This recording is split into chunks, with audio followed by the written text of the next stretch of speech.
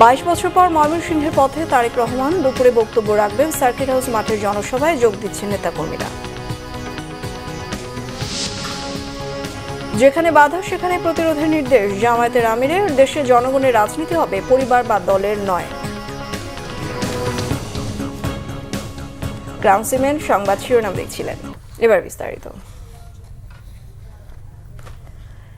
দীর্ঘ 22 বছর পর ময়মনসিংহের পথে BNP chairman Tareq Rahman. Circuit house মাঠে জনসভায় বক্তব্য দেবেন তারেক রহমান।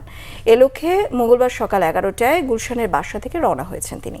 সফরে তারেক রহমান ময়মনসিংহ, গাজীপুর ও রাজধানীর উত্তরায় জনসভায় ভাষণ দেবেন। দুপুর 2:30 ময়মনসিংহ সার্কিট হাউস মাঠে আয়োজিত জনসভায় প্রধান অতিথি হিসেবে ভাষণ দেবেন তারেক রহমান। সমাবেশে ময়মনসিংহ, নেত্রকোনা, শেরপুর ও জামালপুরের সংসদীয় আসনের প্রার্থীদের পরিচয় করিয়ে দেবেন বিএনপি চেয়ারম্যান। ময়মনসিংহ জনসভা শেষে ফেরার পথে সন্ধ্যা 6টায় গাজীপুর জেলা শহরের ঐতিহাসিক রাজবাড়ী মাঠে আয়োজিত জনসভায় যোগ দেবেন। এরপর সন্ধ্যা 7টায় রাজধানীর উত্তরার আজমপুর ঈদগাহ মাঠে স্থানীয় বিএনপি আয়োজিত জনসভায় যোগ দেবেন বিএনপি চেয়ারম্যান। দীর্ঘ 22 বছর পর আজ ময়মনসিংহ যাচ্ছেন বিএনপি চেয়ারম্যান তারেক রহমান। বক্তব্য রাখবেন সার্কিট হাউস মাঠের জনসভায়। দর্শক, এই মুহূর্তে ময়মনসিংহে আছেন বিশেষ প্রতিনিধি আহমেদ সরোয়ার। যোগ দিচ্ছি তার সঙ্গে। সরোয়ার, জনসভায় মানুষের উপস্থিতি আপনি কেমন দেখছেন, আর তারেক রহমান কখন যোগ দেবেন সে ব্যাপারে বিস্তারিত জানাবেন।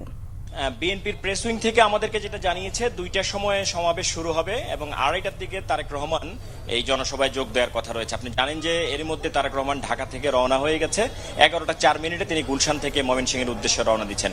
আমরা আশা করছি 2টোর মধ্যেই, যদি রাস্তায় খুব বেশি প্রচন্ড যানজট না হয়, তাহলে নির্ধারিত সময়ের মধ্যেই তিনি জনসভাস্থলে এসে পৌঁছাবেন। আমরা এই জনসভা আসলে জানেন যে নির্বাচনকে কেন্দ্র করে এই জনসভা আয়োজন করা হয়েছে। ময়মনসিংহ এবং এর আশপাশের জেলার সংসদীয় আসনগুলোর প্রার্থীদেরকে পরিচয় করিয়ে দিবেন এবং তাদের উদ্দেশ্যে তারেক রহমান বক্তব্য রাখবেন। আমাদের সাথে আছেন ময়মনসিংহের বাংলা ভিশনের রিপোর্টার অমিত রায়। আমি দাদার সাথে কথা বলছি।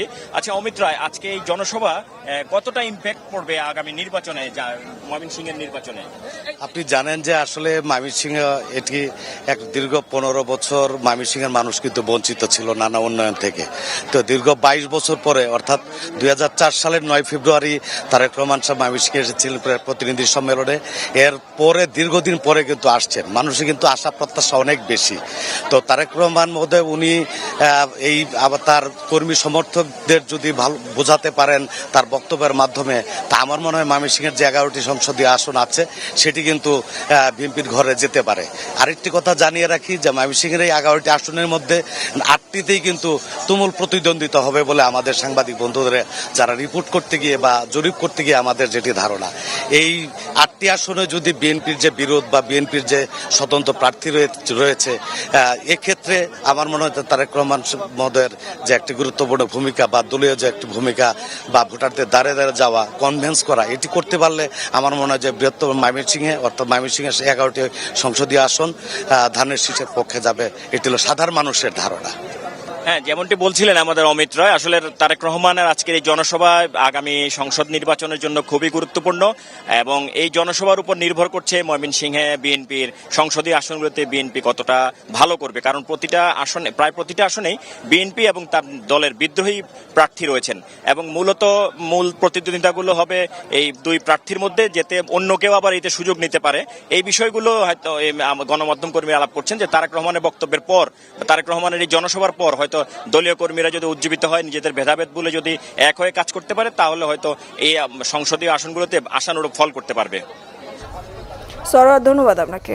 দর্শক, ময়মনসিংহে বিএনপির জনসভাস্থল থেকে যুক্ত হয়েছিলেন সহকর্মী আহমেদ সরোয়ার এবং আমাদের প্রতিনিধি অমিত রায়।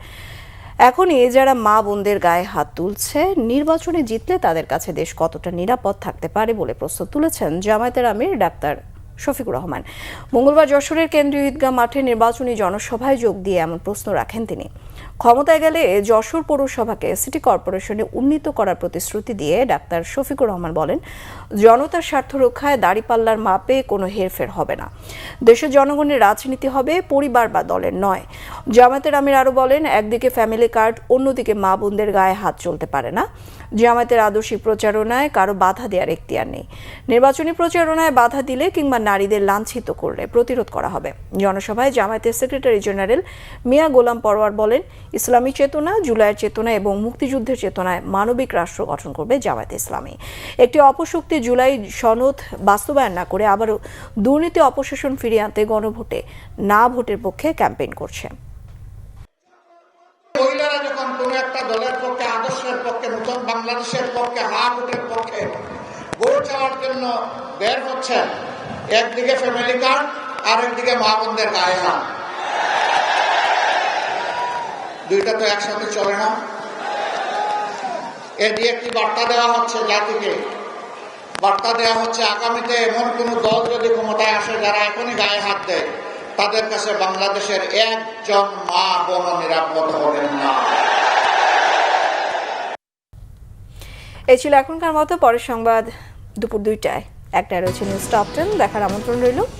এছাড়া বাংলা ভিশন সংবাদ ও সংবাদ সংশ্লিষ্ট অনুষ্ঠান দেখতে ভিজিট করুন www.bbnews24.com ও facebook.com/banglavishnnews। সাবস্ক্রাইব করুন youtube.com/banglavision। সঙ্গে থাকায় ধন্যবাদ সবাইকে।